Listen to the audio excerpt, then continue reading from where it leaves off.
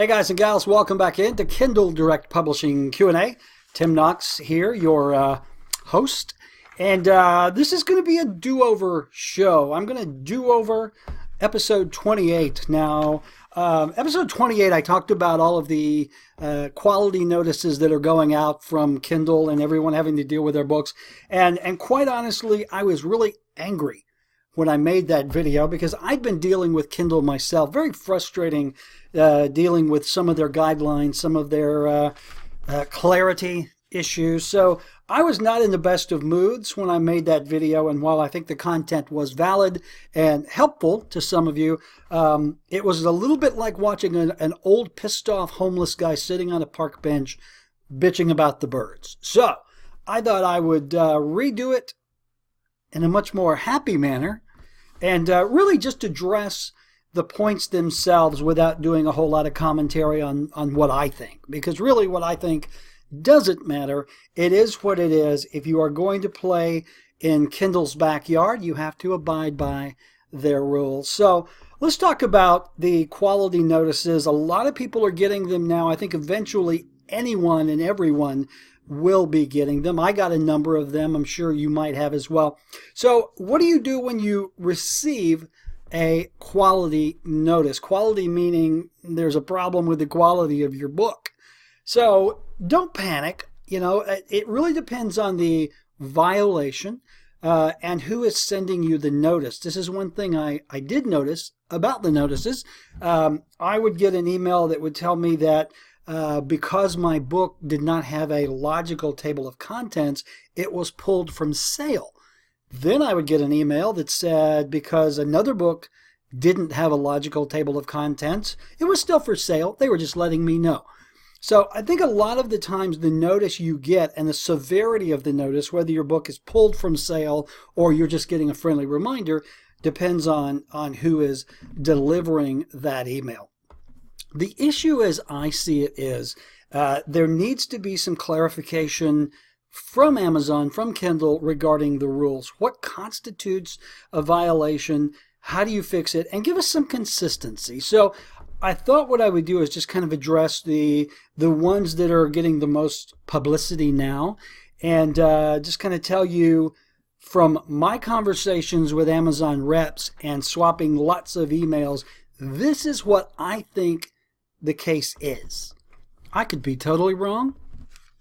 Depends on Amazon, who knows. First of all, if your book is over 20 pages long, and these are KENP Kindle pages, you need a logical table of contents. Basically, it's a table of contents that links to the content within your book. Now, one of the issues, again, I have here is the inconsistency of what constitutes a table of content. All of my books have tables of contents. We use Microsoft Word to insert them, and on the rare occasion that I do get one of those notices, I simply reply back to Amazon and say, the book does have a logical table of contents. It starts on page 3 and it's labeled Table of Contents. And 9 times out of 10, I'll get an email back going, oh, okay, we're sorry, carry on. Every now and then, I will get an email back going, thank you, we have checked out your table of contents. It seems to be working properly. However, your book is lacking a logical table of contents. So you can see the frustration that many publishers have with Amazon is there seems to be no steady enforcement of rules. It's just all over the place. But that said, every one of your books should have a logical table of contents at the beginning. If you don't know how to insert one, you can do it in HTML. You can do it in Microsoft Word. I did videos about that before. Go find those. But you must have a logical table of contents. Next, your table of contents must link the content in your book in chronological order. What that means is if you have, let's say you have 10 books, you've got a collection in one book file. You need to set up a table of contents that links to the title or the beginning of every one of those books. So when the user clicks, they go to that particular point in the book. And they have to be listed in the order shown in the table of contents. You cannot put book 1, book 2, book 3, book 4, book 5, and then have book 1 click all the way to the end of the file. Have the stories in reverse order. They must be in a chronological order as they are listed in the table of contents. Now, a lot of people are asking about linking to other things in the book in the table of contents, because some of these quality notices will say, for example, we found an image in the front of your book that links to content in the back of the book. You need to either remove this image or, this is a quote, add it to the table of contents. Even sometimes when you add it to the table of contents, they will still disallow that link to the end of the book. That is something you are just going to have to experiment with. Add it to the table of contents, see what happens, but don't be surprised if Amazon comes back and tells you to remove it, even if it's to valid content. I've had this happen several times. It is valid content listed, but they, for some reason, just didn't like it. So I took it out. I did what they told me because I want to use their platform. And that's the thing you have to understand, guys and gals. If you are going to sell on the Kindle platform, you have to follow their rules. We're all guilty of shortcutting and loopholing and doing some gaming, I'm sure. But at the end of the day, it is their sandbox. If you want to play in it, you have to play by their rules. Other issues with linking inside the book, you can no longer have links to advertisements or giveaways that link from the front of the book to the back. For example, I know a lot of publishers will put a link in the front of the book that will say something like, click here to opt into our list, and then that link would go to the end of the book. And then I'm looking over here because I've got a light that's about to fall on my dog. So I got to keep an eye. Anyway, some publishers would have a link for an opt-in that would go to the end of the book and then click to go out to a web browser. Now, according to Amazon, if you are doing a giveaway, for example, we do Kindle Fire giveaways, or you are offering free downloads for opt-ins, you have to take the user out of the book immediately. You cannot have a link in the beginning of the book that takes them to the end of the book where they click to go to the web browser. You have to take them out immediately. Again, this is just what we found from our testing and conversations I've had. You may be getting away with it. More power to you. Other things, you cannot have a link in the middle of the book that go to the back. They're really cracking down on that. So a lot of publishers were trying to stuff tables of content or other links in the middle of the book. They're wise to you. They're going to figure that out as well. So basically, all links must be in the table of contents in the front of the book, link in a chronological manner to content inside the book. Any type of giveaway, exit links have to go immediately out of the book rather than to the end first.